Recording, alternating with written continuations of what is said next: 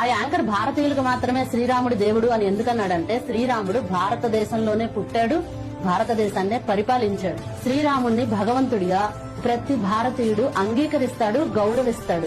అమ్మా తల్లి, ఆధారాలు లేకుండా ఇలాంటి అబద్ధాలు ఎన్నైనా చెప్పొచ్చు. స్నేహితులేరా, ఈ ఆంటీ గారు రాముడి గురించి పచ్చి అబద్ధాలు చెప్పారు. ఆ అబద్ధాలు ఏంటో ఆధారాలతో సహా తెలుసుకుందాం.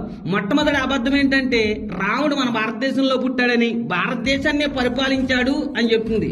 అమ్మా, రాముడు మన భారతదేశంలోనే కాదు, ఈ భూ ప్రపంచంలో పుట్టినట్టు, రాజుగా పరిపాలించినట్టు, కొన్ని వేల వందల కోట్ల బాణాలేసి రాక్షసుని చంపినట్టు ఎలాంటి ఆధారాలు లేవు. నాకున్న డౌట్ ఏంటంటే అసలు అన్ని లక్షల బాణాలు ఏ అడవిని తీసుకొచ్చి ఎవరు తయారు చేసి రాముడికి ఇచ్చారో నాకైతే తెలియదు, కానీ ఆ బాణాల్లో ఒక బాణం ముక్క కూడా దొరకలేదు. రాముడికే కాదు, అసలు మీ గ్రంథాల్లో మీ దేవుళ్ళు ఎవ్వరికి కూడా ఎలాంటి ఆధారాలు లేవు. ఇవన్నీ కల్పిత కథలని, వీటికి ఏటికి కూడా ఎలాంటి ఆధారాలు లేవు అని మేం చెప్పట్లేదు, మీ హిందువులే చెప్తున్నారు. ఒకసారి ఈ వీడియో చూడండి. ఇంకో మాట కూడా చెప్పనియండి, నన్ను సనాతన ధర్మమే నిజం అని కూడా ఎవరు ప్రూవ్ చేయలేదు. అంటే కొందరు అడిగారనమాట, రామాయణం జరిగినట్టు ఆర్కియలాజికల్ ఎవిడెన్స్ ఉందా అంటే దొరకడం కష్టం అండి.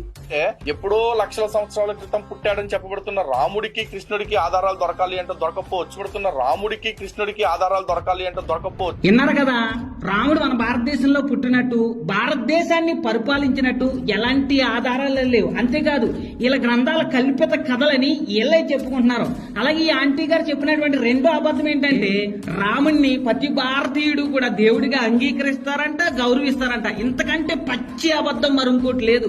ఎందుకనంటే మన భారతదేశంలో రాముడిని నమ్మని వాళ్ళు ఉన్నారు, రాముడిని అసహించుకునే వాళ్ళు ఉన్నారు, రాముడిని అవమానపరిచే వాళ్ళు ఉన్నారు, అసలు రాముడే లేడు అన్న వాళ్ళు మన భారతదేశంలో బోల్డ్ మంది ఉన్నారు.